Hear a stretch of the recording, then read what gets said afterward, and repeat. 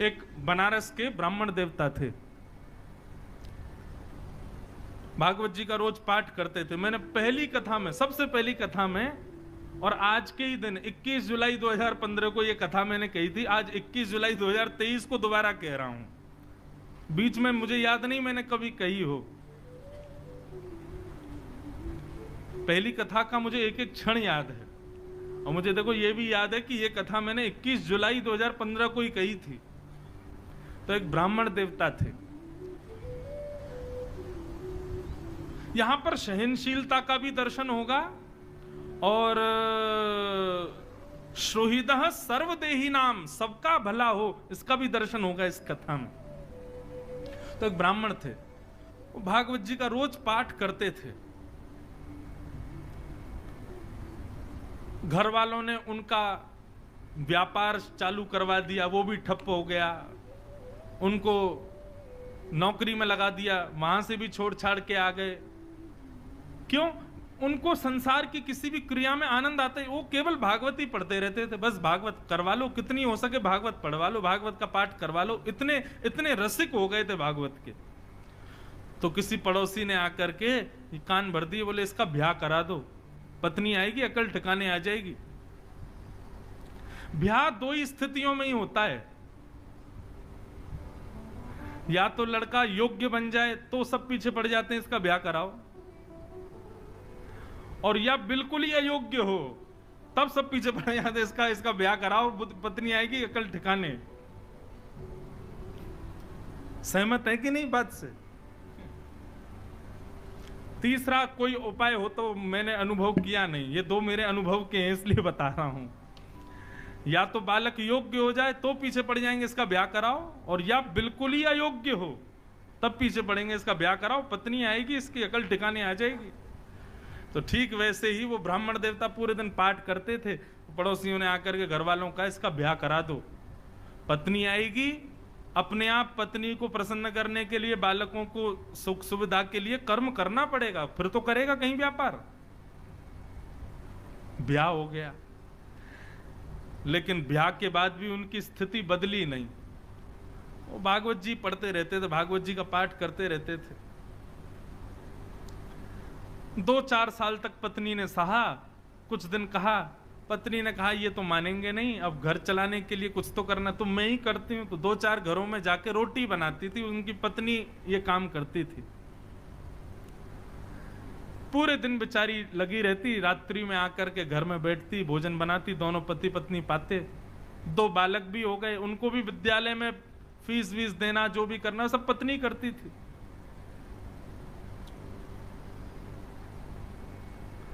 एक दिन उस ब्राह्मण के घर पर कुछ संत पधारे,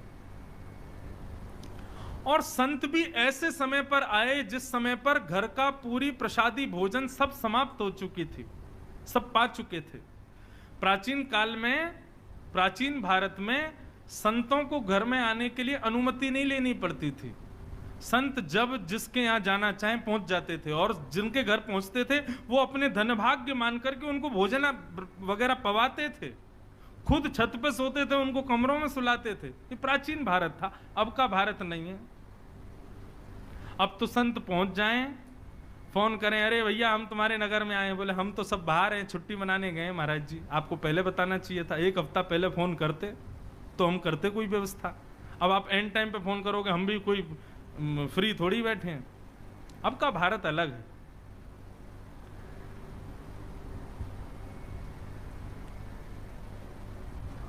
संत आ गए, और संत आकर के सीधे आसन पर बैठ गए। बोले बिटिया लाओ कुछ प्रसादी पवाओ। अब प्रसादी तो कुछ थी नहीं, और कभी रसोई में जाए, कभी कहीं जाए, कभी कुछ करे, कभी कुछ करे, कोई योग्य कुछ भी साधन नहीं मिला। बार बार बिटिया को इधर से उधर भागते देख संत समझ गए कि हम गलत समय पे आ गए हैं, यहां पे अभी कोई व्यवस्था है नहीं। संत उठ गए, उठ करके बोले बिटिया महादेव की इच्छा होगी तो फिर कभी आएंगे, हाँ अभी चलते हैं। और प्रणाम करके सब चले गए। वो ब्राह्मण की पत्नी बहुत निराश हो गई। क्यों? बोले आज तक मैं सह रही थी अपने पति के सब भावों को, ये कुछ नहीं करते, मैं सब जानती हूं, भागवत जी का पाठ ही इनका सर्वस्व है, मैं सब जानती हूं। लेकिन आज महात्मा हमारे घर आए और हम उनको कुछ पवा ना सके, ऐसी स्थिति तो मुझे स्वीकार नहीं थी। आज यदि मेरे पति भी कुछ काम करते, घर में थोड़ा धन होता, अनाज होता, भोजन ज्यादा होता, तो उनको पवाती। अब अकेली मैं नारी, पति को भी खवाऊं, बच्चों को भी खिलाऊं, खुद भी खाऊं, कहां तक चलाऊंगी घर को? पूरे दिन बस भागवत जी पढ़ते रहते हैं, कुछ करते धरते हैं नहीं। आज पत्नी को क्रोध आया और भीतर कमरे में गई तो पंडित जी वही भागवत जी का पाठ कर रहे थे प्रसन्न मुद्रा में। पत्नी बोली, पूरे दिन इसी को पढ़ते रहते हो, क्या दे दिया भागवत ने हमको? अरे कुछ नहीं दिया तब भी स्वीकार था, लेकिन आज संत भूखे चले गए हमारे घर से और तब भी आप इस भागवत को लेकर के बैठे हैं। पत्नी ने भागवत जी की पोथी उठाई और ब्राह्मण के सिर पर ही मार दी। बोले, इसको लीजिए और निकलिए घर से, मैं अकेली चला लूंगी घर को। यही भागवत तुम्हारा सर्वस्व है तो इनके साथ अकेले कहीं और रहो, यहां लौट करके मत आना जब तक मन में भाव ना आ जाए कि मुझे कुछ करना है। ब्राह्मण देवता अपनी भागवत जी को, उसके पन्ने बिखर गए थे, सब समेट करके हृदय से लगा करके रोने लगे और मनी मन विचार करने लगे, हे नाथ, मेरी पत्नी को आप साधारण पृष्ठ के रूप में दिखाई देते हो, पन्ने के रूप में दिखाई देते हो, लेकिन मैं जानता हूं ना आप प्रत्यक्ष कृष्ण हो। हे नाथ, मेरी पत्नी का कल्याण करना, यह है सुहृद सर्वदेहि नाम, सबका हित चाहने वाला। आप मेरी पत्नी का कल्याण करना, उसका मंगल करना नाथ। और अपनी भागवत जी को समेट करके गंगा किनारे चले गए और गंगा किनारे जाकर के खूब रोए, ठाकुर जी को याद कर करके, कथाओं को पढ़ पढ़ के खूब रोए। बोले, मुझे इस बात का दुख नहीं कि पत्नी मुझ पर चिल्लाई, पत्नी ने मुझे गलत कहा, लेकिन मुझे इस बात का कष्ट है कि मेरी प्राण प्यारी भागवत जी को उसने इस प्रकार निरादर किया। ये साक्षात कृष्ण है। कोई बात नहीं ठाकुर जी, उसको सद्बुद्धि देना, उसका कल्याण करना। इतनी सहनशीलता, इतना समत्व और इतनी सुहृदता को देख करके ठाकुर जी रह नहीं पाए और भगवान नन्हे से बालक बन करके काशी में प्रकट हो गए।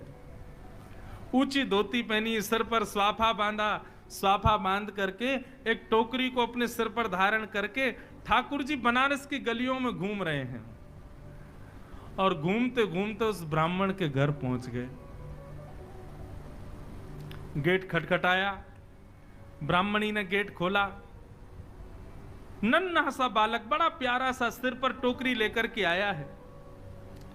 ठाकुर जी भीतर प्रवेश कर, ब्राह्मणी बोली, कहां चले आ रहे हो? कौन हो भैया? क्या हो? कहां से आए हो? और ये सब क्या टोकरी में?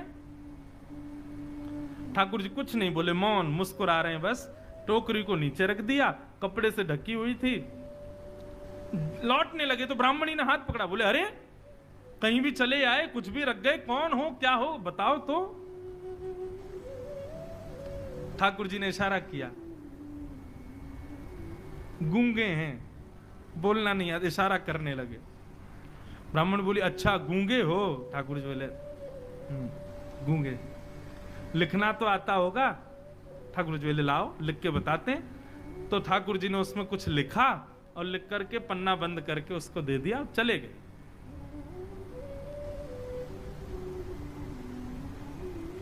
ठाकुर जी ने क्या लिखा था कि आपके पति, जो भी उनका नाम, वे मेरे यहां मजदूरी करते हैं और आज से नहीं, बचपन से मेरी मजदूरी कर रहे हैं, लेकिन आज तक उन्होंने अपना वेतन मुझसे नहीं लिया है। आज तक उन्होंने अपना जो उनकी मजदूरी होनी चाहिए वो उन्होंने मुझसे ली नहीं है।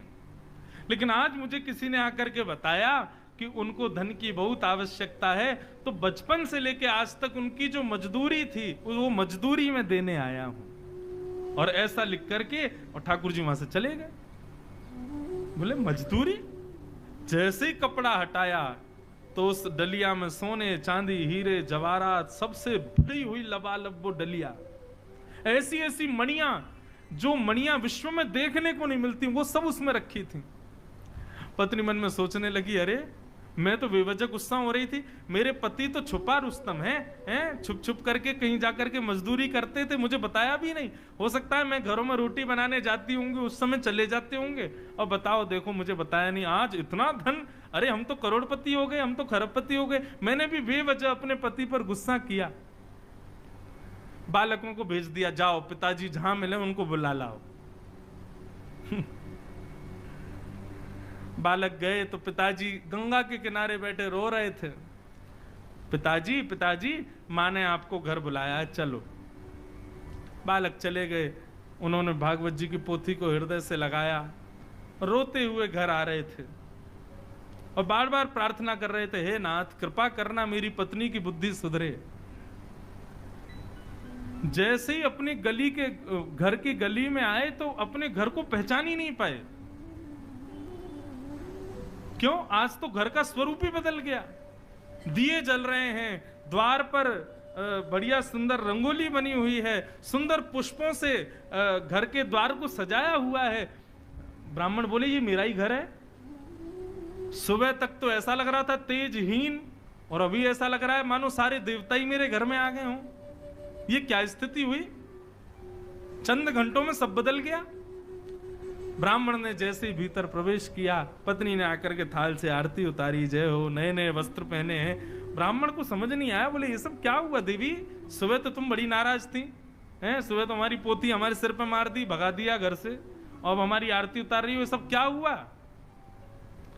ब्राह्मणी बोली आपकी चोरी पकड़ी गई। बोले मेरी चोरी? कौन सी?